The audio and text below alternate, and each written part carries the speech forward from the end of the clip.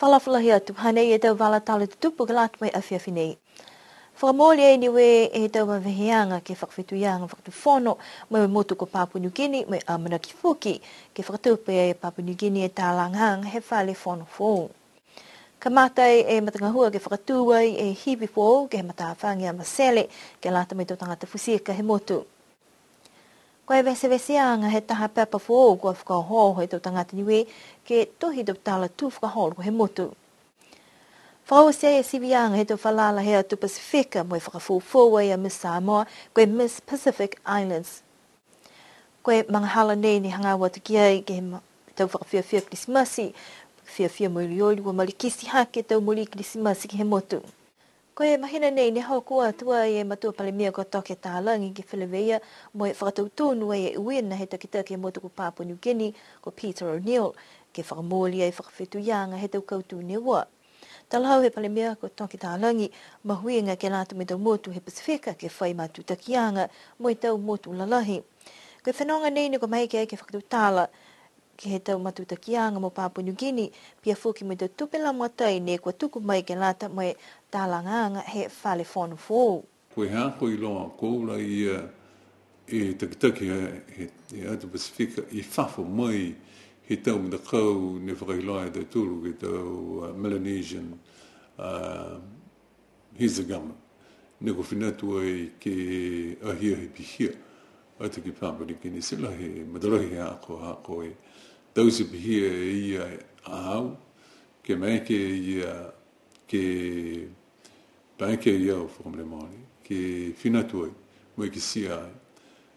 Koe tau mina nei mahuinga lahi kia tau tūru hako rata ia tau tūru ke kumi ki ai e tau puhana ke kauwhakataha e me tau tū mua atu ke tau tūru lahi pihia tunga Papua New Guinea.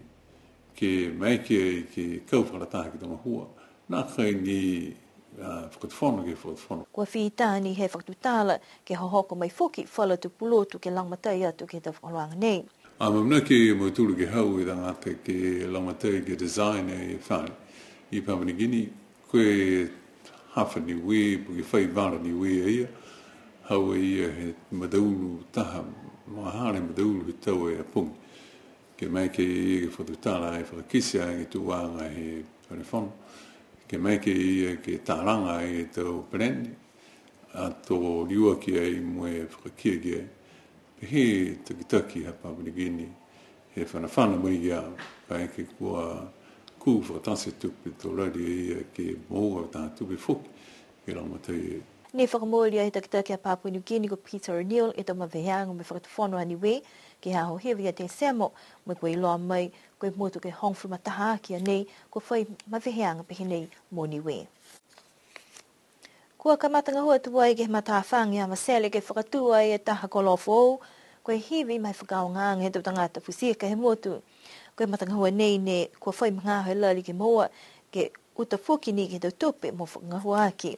Koe koloa nei ne kua mahuinga lahi ke tau tangata fusika he motu, mua atu ha koe tahani a koloa nei ne kua tokai, koe tahani ne tokai ke he wafo, mo kua whai mangaho he whakaonga hiwi vilo lima ne kua toka atu ai ki Amasele, ne kua lata ai ke whakafō. Koe mena kua rewa, ne manako ki ai ke mua taha hiwi, ne mai ke whanu he hila. Tunga ia koe hiwi whakamua ne mua, koe hiwi mua mai he kumi anga he nifa. Matakau fusika haia e nifa e mahuia ke tahaki ki na mukuru.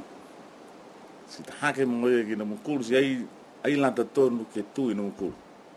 Ai mongoia ne tamai ai utu ke tuku he rampi a Masele. Haka mnatalanga a Masele hake whano he rampi. Ai wahiwi. Si kumi mga haia si moa si tamai tuku. Si wa morea tei whara tei e ua furu tau. Ke hiwi ia kaha ne vilo lima. Si kua onono hai o lata te ke mua taha hiwi fōu. Koe kawe ko hoko he tahifo ki tahifo mai he uho mare e mang. Si hoko te ki tahi koe whakatari nei a muna ki hao nei ke si men si pia foki mo e peisi nta patu ke tu e hiwi. Kai ke kua ngahua gei hao neri ngahua te pukupako. Ke tuku e peisi hivi, ka mau he mga hoia ringa lima ke one aho, he toka ke mau, to uta mungo e matapatu hivi ke tuku ai. Pehe liri fuko Billy Tālangi amina ki mau pāpo me mau e hivi he whakatū ke whahi tapu hololoa, kai ke kua holomita ke tau ngahua. Koe tahamena whoki ni talahau e liri funei, kai ke lawe lawe wāfu i alofi, ha koe aho ka hoko mai e whakatonga, laukoloa, to mai ke te tangata pusika, ke ua tu ke whakaonge hivi ki amasele, ke ua tu e ki moana. Koe tahamena whoki ni kua lata he to tangata he motu ke mai longa, ha koe longa he tau ngahua ke mata whaangi amasele, kua pātuai nā kai maiki ke ua tu whakahanoa. Tō nā kai hawhangi e halatahi amasele, ke lata me tō whakawhiawhia he tō tangata ke mga halawhiawhia nei, ha kua lawelawi ai ki he tau ngahua whakalaulahi mo e whakahanghang mitaki he mata whanga. Koe awhiawhi ne vese e taha pepafu ne kua tohi ai he puata ko Ioane a leke whawai, hanga oe ke whala tala tu whakahoro he maanga ko mutalau. Koe pepa nei ni ko talahau ia ko tohia ke whakamana tuaki e tuanga hongo fulu tau, he mtaka mutalau ululau tā mate funua trustee New Zealand. Ne pehe mai ia, nā kai laka toa o se tau tala, ka koe kamataanga nei, mo ko mai ke puto ia whala tau patanga tala hanga au ke maanga ko mutalau, mo whala tau pulotu mai he maanga. Kai mua atu ke tau ngahua longa he mtaka mamti, ne whakatua he mole a whako heta. Koe tau tala nei ni ko mai ki ni ke moa, ha koe tau kumkumianga ke tau tangata, ke he motu, pia fuki mai whala tau tupuna ni ko nanofa fuki ke he tau motu kehe. Koe kamata mai hako kumkumianga mai he mahina ha uni he tau nei, si kukula he tau mga aho. Kai fuki mai manako whakamori au, mai whiawhia au, ke langomatai, ke pota uloa he tau tala nei ke lata me maanga ha mutalau. Si ukalahi he tau mga aho nā ke kumikumi ke he tau kolone ha ke motu ko New Zealand. Kai tahe mana ni mitaki ai ko he ha ki ai he tau mamatua tupuna he maanga mutalau ha tokolonga lo tūra ha ke motu ko New Zealand. Si fuaki mai fuki lo tūra tau taonga ia ne nā kai ha ke he whalua tau tohi ni kua tohia e whakamua. Pehe mai ia, walate ni tau tala he motu, ke tohia he tau tangata mai he motu. Koe taha puhala nei ke tau whia ke tau tala tū whakaholo haniwe. Whakahoho atu ke tohia whalua tau tala kuku, tau alanga tala, tau tala tū whakaholo he mga hala yo atu e mena nofo i he motu ko New Zealand, ke he tau longa he tau. Ka koe mena de mua he hakua onoanga ke he tohia ang he tau tohi, ke tohia ni he tau tangata niwe e halo tōru tau tala i hanga au ke he motu, tau anga whaka motu me longa atu whoki. Ka e ua o mai tau tangata i tua he motu nei, ke kumikumi si ota tau iloelo ia me tau purotu, ke mahalau tōru. Mitaki lahi ka tohia e tau tōru tau tangata niwe ha tau tōru tau tala ni. Haka mina iloa tōnu tau tōru tau tala, ka e mitaki lahi ka mai te whoi whafo, si kai hae whalua tau purotu behe nā.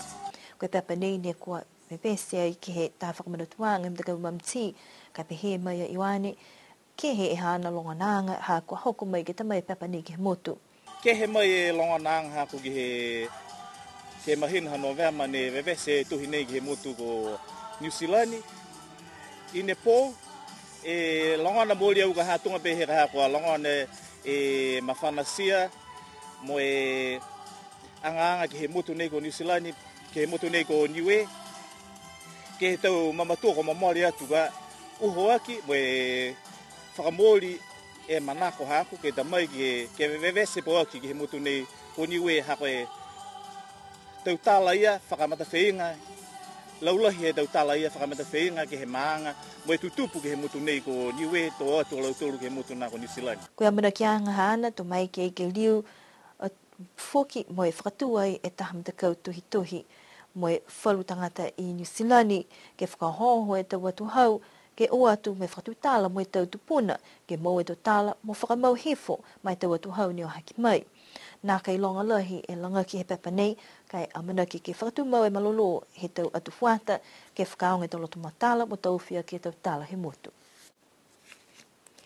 Koe whakawisianga he tau sivianga he tau whalala he tau Pasifika ne whakahoku ai ki apia Samoa, kua kautuni e tama whine mai Samoa, ko lata whale au waa.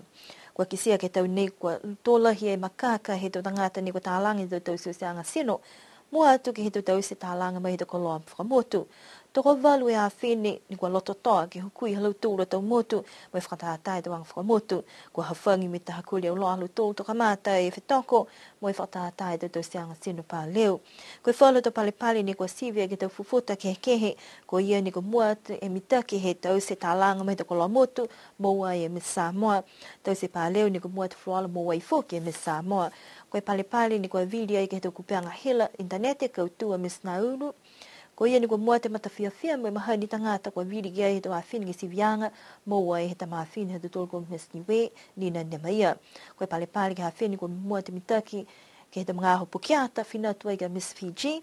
Koe pale ki lata me tu whahi whanonga vava moa e Miss American Samoa. Ke tau pale ke lata me tu ola katoa toa ni kua mua te mitaki he whakatatai tu tāleni whina tua i Miss Samoa pia i fuki moe pale ke lata me vala tali huhu. Ke he whakahikuanga kautua i Miss Samoa, wai pāua Miss Cook Islands, me tūtūlwai a Miss Fiji. Kua tata mai aho Christmas mo kisia tau whakamanaia kua tuku hake ai ke he whala tuka ina he motu. Koe mga hala nei whoki ni kua malikisi hake tu moli lupa me tu moli Christmas. Kua whakafulufuluala e loto tau ni kua lofi, kai tahe whakatata moli ni kua mua te fuluala ni toka atua ke he loto maanga kumutalau. Ni talhaua ia kua Pelebon kua manako lahe ia ke tau se e tau whakatata moli Christmasi. Ha kua kisia nā kai mahuenga lahi ke he mga aho ni hoko mai ia ke motu.